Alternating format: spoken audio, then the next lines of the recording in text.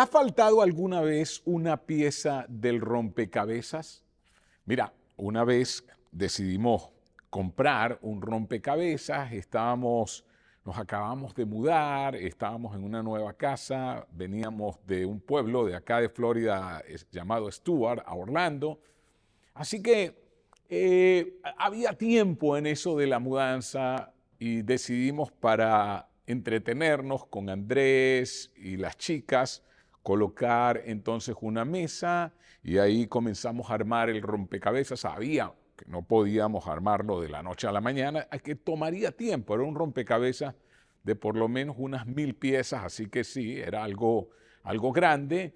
Y lo dejamos caer, comenzamos a armar, y a los días nos animábamos más al ver cómo la imagen iba apareciendo hasta que fuimos completando pieza por pieza, pero hubo un problema.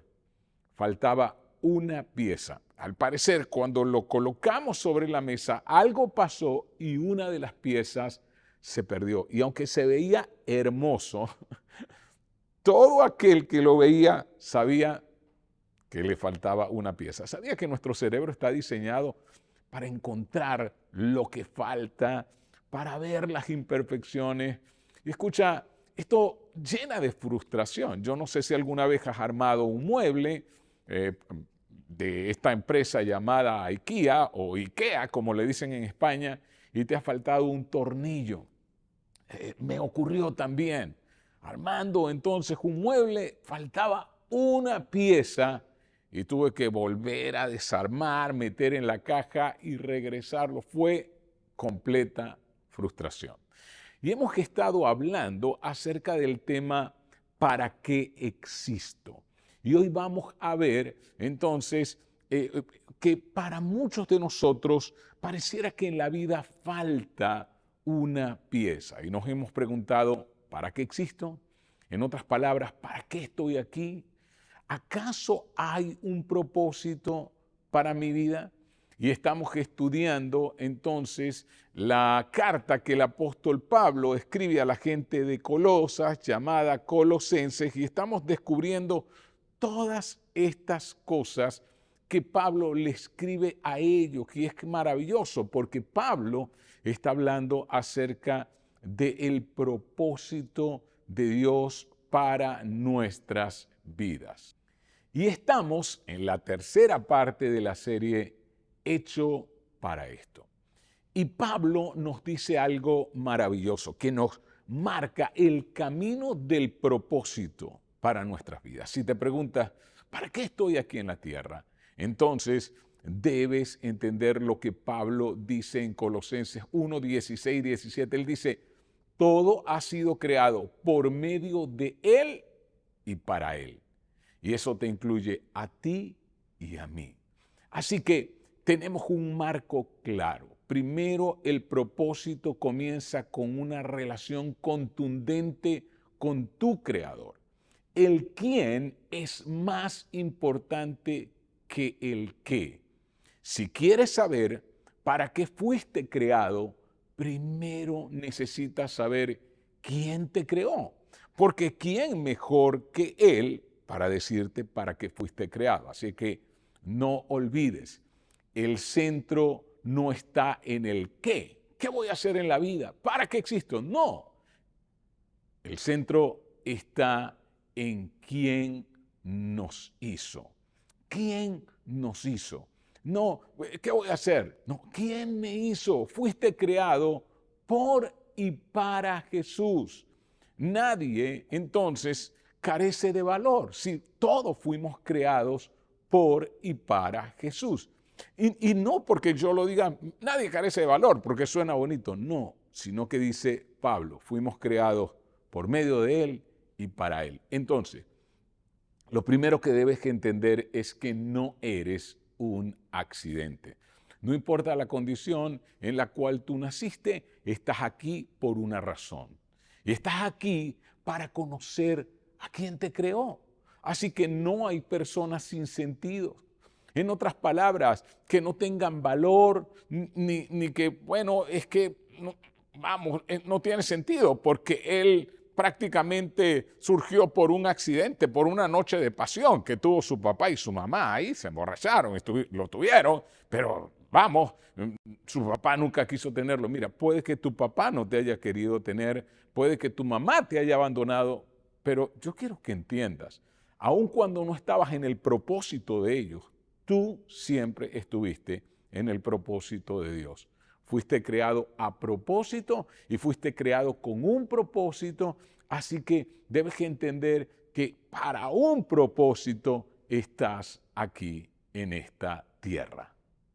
Entonces te preguntarás, ¿qué se supone que debo hacer con mi vida? Y lo decíamos la semana pasada, ¿qué hacemos en la vida realmente es una elección?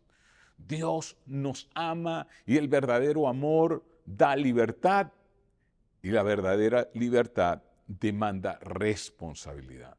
Entonces ese Dios que te creó te ha dado elecciones que en la vida, te ha dado opciones. ¿Por qué? Porque cuando te da opciones, a través de esas opciones tú aprendes.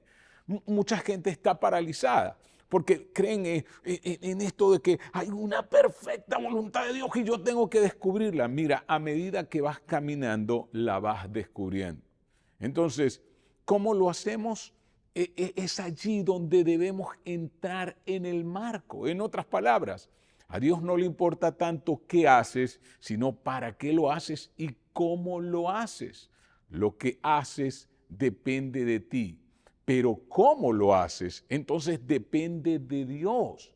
Y recuerda, lo dijimos, hazlo en el nombre de Jesús. Sí, hazlo en el nombre de Jesús. ¿Y cómo lo hago en el nombre de Jesús? Con gratitud de corazón hacia Él, con calidad, como si trabajaras para Jesús. Aunque lo haces para los hombres, dice el apóstol Pablo, hazlo como si lo hicieras para Jesús y con carácter, revestirse entonces de sus características. Así que más que en todo lo que hago, voy a poner la marca de Jesús y voy a colocar en mi carro calcomanías de Jesús que digan mi vida pertenece a Jesús, o voy a tatuarme un pez, o voy a ponerme una cruz. Mira, eso puedes hacerlo, ¿ok? El punto es que es mucho más que colocar marcas o calcomanías. No, tiene que ver con realmente hacerlo en el nombre de Jesús. Más que poner peces y cruces, hazlo en el nombre de Jesús. Y ahora miremos, porque estamos leyendo Colosenses, lo recuerda, entonces las palabras ya casi finales de Pablo. Y veamos el enfoque de Pablo y vayamos ahora a Colosenses en el capítulo 4. Pablo y Timoteo están juntos en una celda. Y piensa esto, Pablo está en la peor circunstancia de su vida. Sí, está encarcelado por hablar de Jesús. Por hablar de Jesús lo llevan a prisión. Pablo ha sido golpeado. Pablo entonces está próximo a un juicio y a una posible ejecución. Y yo quiero que te coloques en su lugar. Colócate en el lugar de Pablo. Si tú estuvieses en este momento en la cárcel por algo injusto, por hablar de Jesús, por ser creyente, y estás próximo a un juicio y a una posible ejecución, porque vamos, a estas personas, Pablo está a punto de ser enjuiciado y de perder su vida.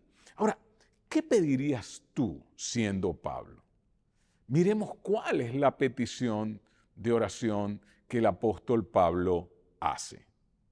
Pablo le dice a la gente de Colosas, dedíquense a la oración con una mente alerta y un corazón agradecido.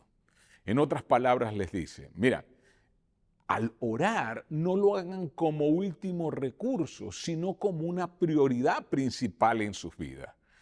¿Por qué? Porque si quieres saber cómo hacerlo de tal manera que agrades a Dios, la oración te va a conectar con el corazón de Dios. Pablo dice que estemos atentos y agradecidos en todo momento. Ahora, piense en esto. Pablo no está diciendo, Dios, sácame de esto. Dame favor con el juez. Dios, envía un ángel. No. Él no ora de esa manera. Él ora, Dios, úsame en esto, porque Él mismo no solo le está diciendo a la iglesia que oren con una mente alerta y agradecida. Mira lo que sigue diciendo. Oren también por nosotros para que Dios nos dé muchas oportunidades para hablar de su misterioso plan acerca de Cristo. Por eso estoy aquí en cadenas. Es interesante, ¿no? Porque él está diciendo, yo estoy aquí encadenado por hablar acerca del misterioso plan acerca de Cristo, pero también estoy aquí en cadenas para seguir hablando acerca de esto. Por eso, oren, para que Dios nos dé muchas oportunidades. ¿Y cuál es, Pablo? Pero si tú estás en la cárcel, ¿cuáles son esas muchas oportunidades? Me imagino a los reos que estaban con él, que cada vez que fuera un juicio pudiese hablar, y por eso cuando lees el libro de Hechos, tú puedes mirar a Pablo predicando a gobernantes, predicando a tantas personas, aun cuando estaba en la cárcel, en una celda o en prisión domiciliaria. ¿Cuál es la petición de Pablo? Es una petición misional, que el mensaje sea proclamado claramente. Pablo está diciendo, oren para que se cumpla la misión. Y escucha, yo he orado por tanta gente, por situaciones bien difíciles que las personas pasan. Y vamos, no sé si tú lo has hecho, pero por ejemplo, cuando oramos por los enfermos, piensa en el grupo de vida, decimos, ¿cuáles son las peticiones de oración? Y regularmente siempre hay una petición de oración por un enfermo. Así que me encanta hacer esta pregunta. Cuando alguien me dice, ora por mi tía que está enferma, le pregunto, ¿tu tía conoce al Señor Jesucristo? ¿Tu tía tiene una comunión con Dios? Es lo primero que pregunto, porque ¿de qué vale vivir muchos años en esta tierra y que a la larga nos vayamos al infierno? Pareciera, escucha, que los cristianos estiman más vivir en esta vida que ir a la vida eterna. Y cuando yo miro a Juan en Apocalipsis, dice que los creyentes de Apocalipsis han vencido por la sangre del Cordero, por la palabra del testimonio de ellos y porque no estimaron tanto su vida, sino que la entregaron. Y yo no digo que no amemos la vida al punto de que si estamos deprimidos, bueno, estoy deprimido, esta vida no vale nada. No, eso no lo estoy diciendo. Lo que estoy diciendo es que la vida vale cuando la vida se vive en el marco de Dios. Así que, ¿cuál es la petición de Pablo? Que me saquen de aquí. Que el juez que haya favor delante del juez. No, la petición de Pablo es que se cumpla la misión. Así que si tu tía está enferma, que se cumpla la misión. Y la misión es, voy a orar por ti para que tú le hables a tu tía, porque quizá esta sea la última oportunidad que tu tía tenga de escuchar el mensaje de vida. Y también voy a orar por tu tía. Sí, voy a orar para que abra su corazón al Señor. Y que si está en el plan de Dios darle y alargarle la vida, aún teniendo más vida, también pueda vivir en la misión. Mira, ¿cómo ora la gente en tu grupo de vida? A veces yo pienso, Señor, por favor, que no me pidan orar, porque yo voy a ser muy sincero al orar. Así que hay una perspectiva transformadora cuando leemos la petición de Pablo de oración. La vida se trata de amar, servir y ayudar a quienes nos rodean. No solo se trata de satisfacción personal o de que yo alcance mis objetivos o de que yo alcance entonces lo que quiera. Así que hay dos perspectivas. Hay una perspectiva del reino y hay una perspectiva limitada. La perspectiva del reino, el mensaje de Cristo siendo predicado. La perspectiva del reino, las necesidades de otros. La perspectiva del reino, el amor al prójimo, lo que trae la gloria de Dios. Ahora, ¿cómo es la perspectiva limitada? Mi comodidad. Cuando Dios no está tan interesado en mi comodidad como en mi carácter. como en que realmente cumpla la misión. Perspectiva limitada, mis necesidades. Perspectiva limitada, mis deseos. Perspectiva limitada, mi satisfacción. Y cuando la vida se vive de esa manera, ¿sabes qué? Entonces no alcanzamos lo que Dios desea que vivamos. Y creo que esta oración de Pablo, que está allí en Colosenses 4, si tú eres un seguidor de Jesús, la pregunta es, ¿se parecen tus oraciones a la oración que el apóstol Pablo hacía? ¿Recuerdas? Lo decíamos la semana pasada, la elección de qué voy a hacer está delante de ti. Ahora, ¿cómo lo vas a hacer y para qué lo vas a hacer realmente es lo importante? Así que examinemos la petición de Pablo. Dice Pablo, oren para que Dios abra una puerta para nuestro mensaje, para que podamos proclamar el misterio de Cristo por el cual estoy encadenado. Piensa esto. Él me está diciendo, oren para que Dios abra una puerta de la cárcel y salga de aquí. No está diciendo, oren para que el juez me saque. No, que abra una puerta para que el mensaje sea predicado, para que el mensaje sea proclamado, para que el mensaje se esparza. Así que piensa para la gente alrededor que necesitan lo que tengo. El propósito de Pablo es más grande que su vida. Es Dios, úsame, más que Dios, sácame.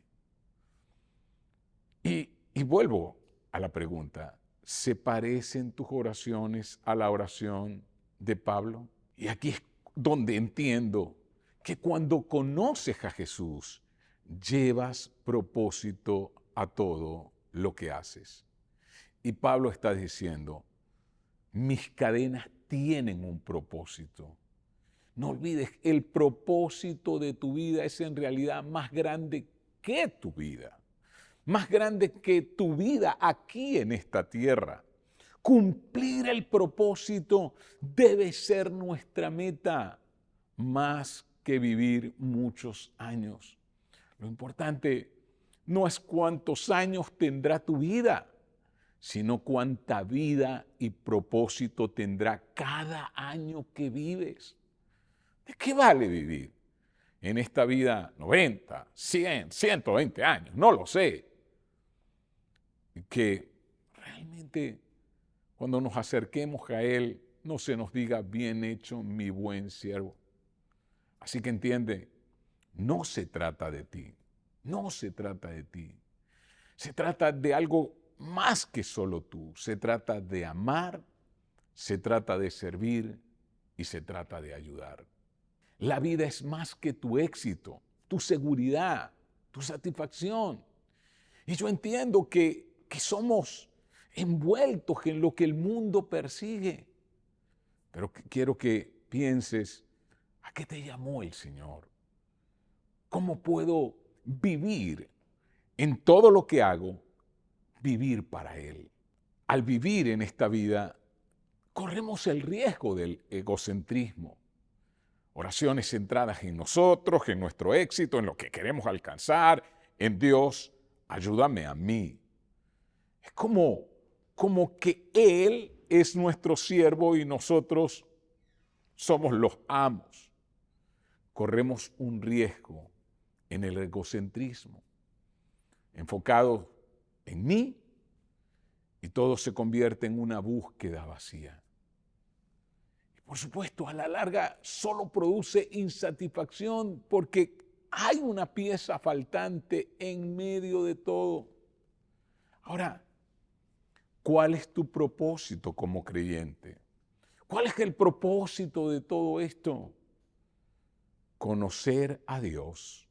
En otras palabras, profundizar tu relación con Él. Depender de Él. Vivir para Él. Y más que preguntarme, ¿para qué estoy aquí en la tierra? Es recordar, ¿para quién estoy? y vivir agradándole a Él. Así que profundizo mi relación con Él en medio de las luchas, en medio de las pruebas, en medio de las dificultades, en medio de los obstáculos. Y le doy sentido a eso, a lo que vivo. Y no sé por cuál dificultad estarás pasando. Quizás estás en un trabajo que no te gusta, en medio de una temporada difícil. Y la pregunta es, hey, ¿lo estás viviendo para Dios? ¿Lo estás viviendo con el carácter de Cristo en tu vida? ¿Lo estás haciendo no como para los hombres, sino para Él? Y lo segundo, no es solo conocer a Dios, es hacerlo conocido, compartir su amor con otros. A eso fuimos llamados. Hay muchos creyentes que solo piensan, oh, quiero conocer profundamente al Señor, pero se olvidan que fueron llamados a darlos a conocer. Por eso siempre decimos, queremos que Global sea una iglesia para aquellos creyentes que le encanta conectar a sus amigos con la iglesia y ser una iglesia donde a aquellos sin iglesia les encante conectarse, asistir. Y Pablo dice, vivan sabiamente entre los que no creen en Cristo y aprovechen al máximo cada momento oportuno. Él está orando para que se abran puertas, oportunidades, pero ahora te deja el mensaje a ti y a mí. Él está diciendo, oren por mí para que se abra una puerta y el mensaje sea predicado, pero ahora está diciendo, hey, pero también oren ustedes para que el mensaje sea predicado, para que hayan esas oportunidades. Y eso es evangelismo orgánico. ¿Y cómo es el evangelismo orgánico? Es natural, es normal y es poderoso. Sí, y cuando hablamos de que es natural, normal y poderoso, tiene que ver con lo relacional. A veces pensamos, ¿cómo podemos llevar el evangelio al mundo? Mira, a través de tu vida, a través de tus relaciones, a través de tus conversaciones. Conversaciones que transforman, relaciones al servir a otros, al invertirnos en otros.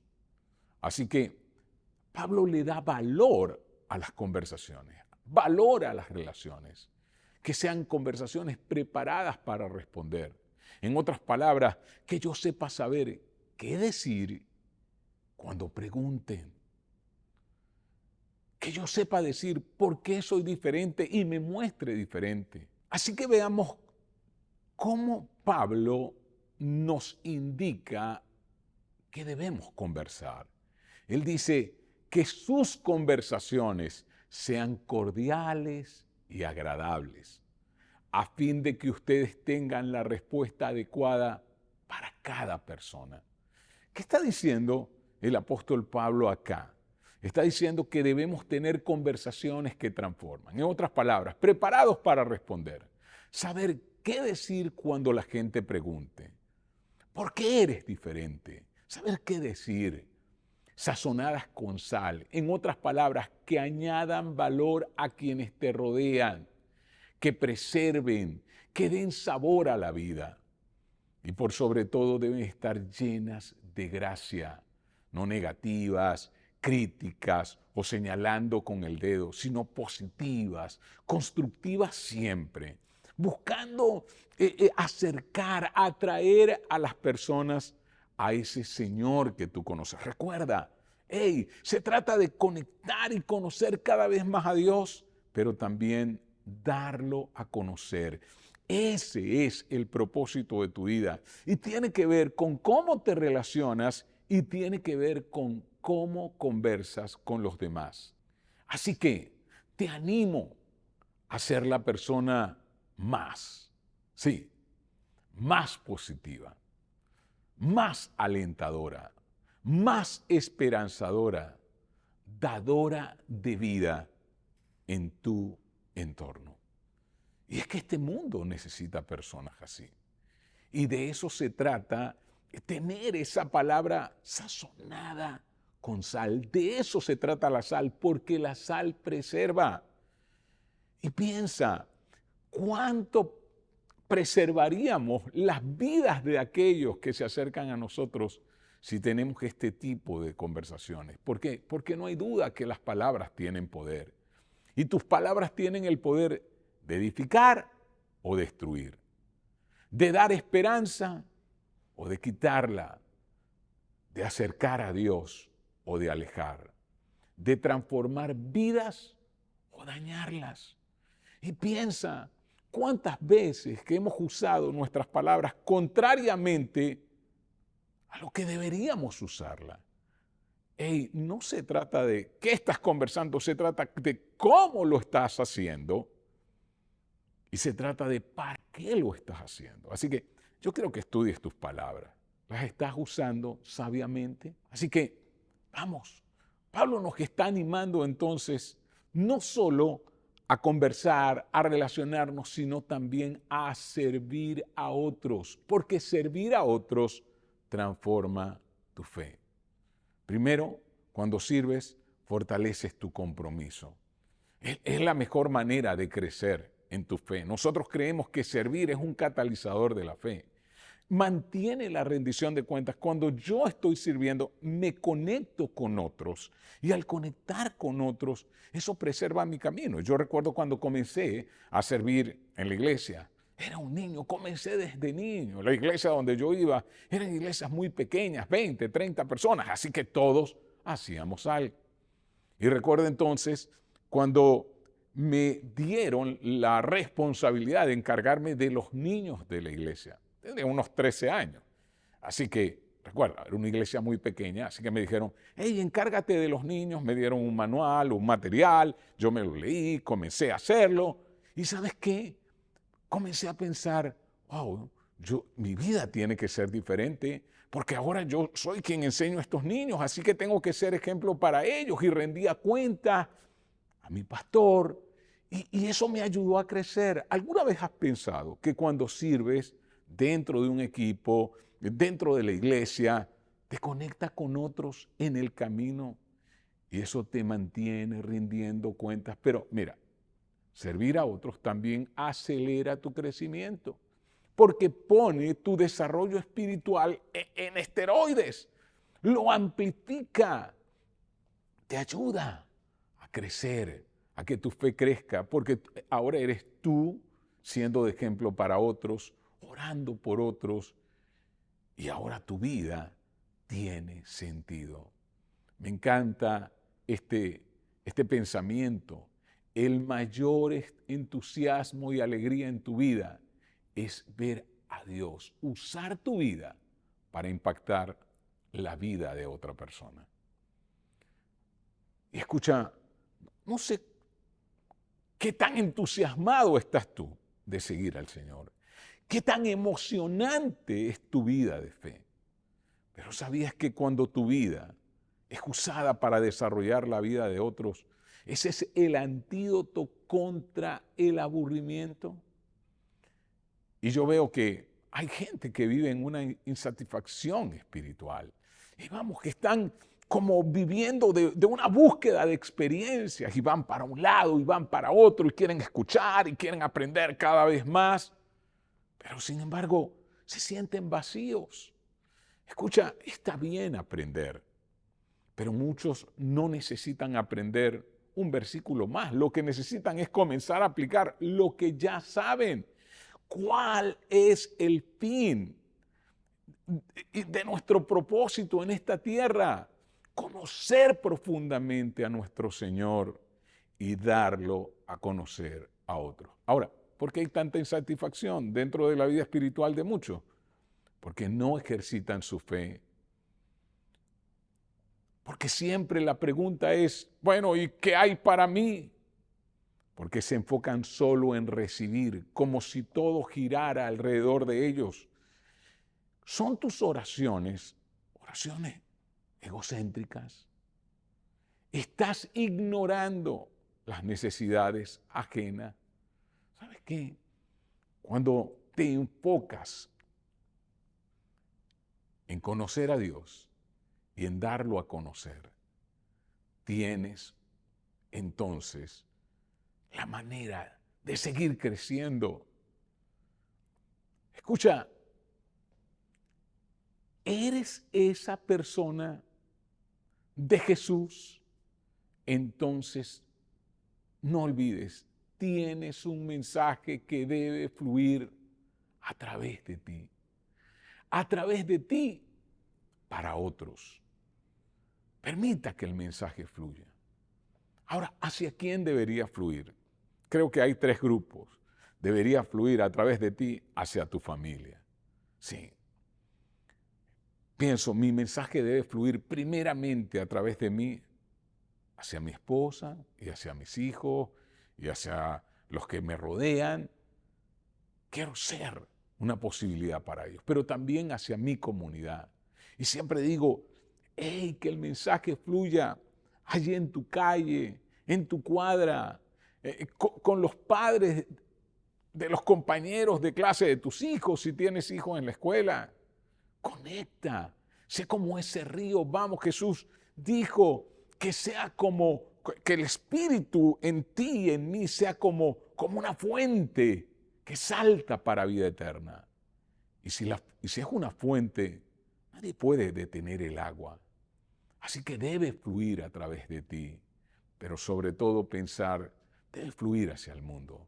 Debo ser una posibilidad para otros en mi vida. Siempre digo, un creyente completo tiene un ministerio en la iglesia y una misión en el mundo.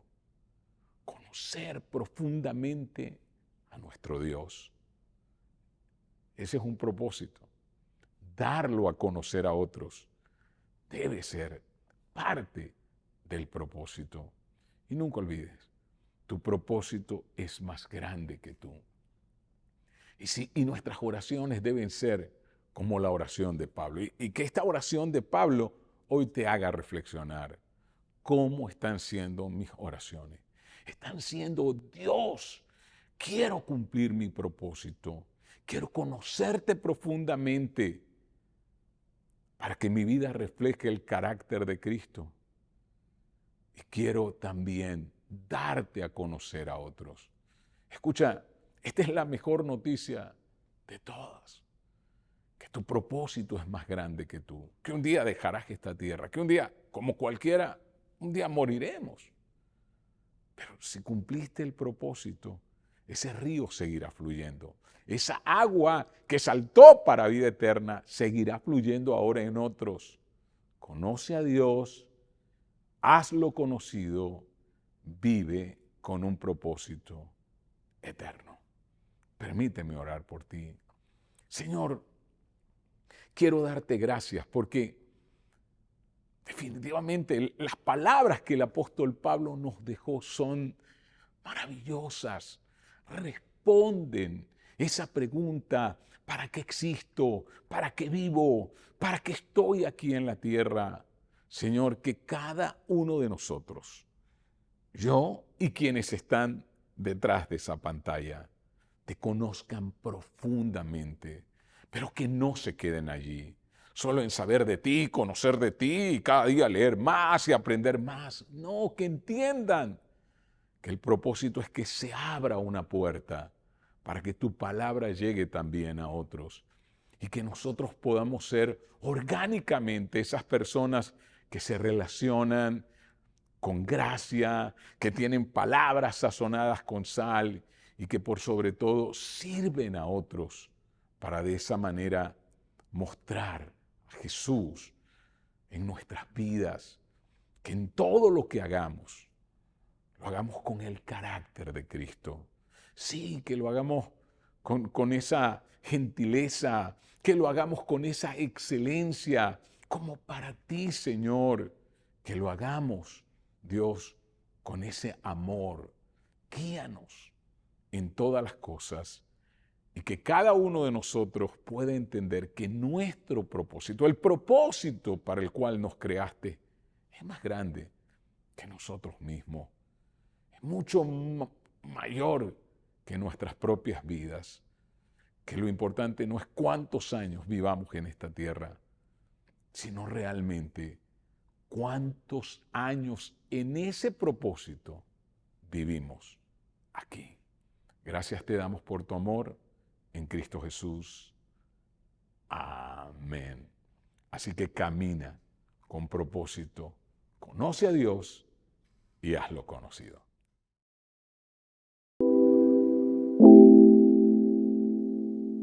¿Conoces las formas de contribuir financieramente? Ahora donar es más fácil. Ingresa a yosoyglobal.org, ve a la sección Dar, selecciona tu campus, ingresa tu aporte y haz clic en Donar. Gracias por conectarte junto a nosotros.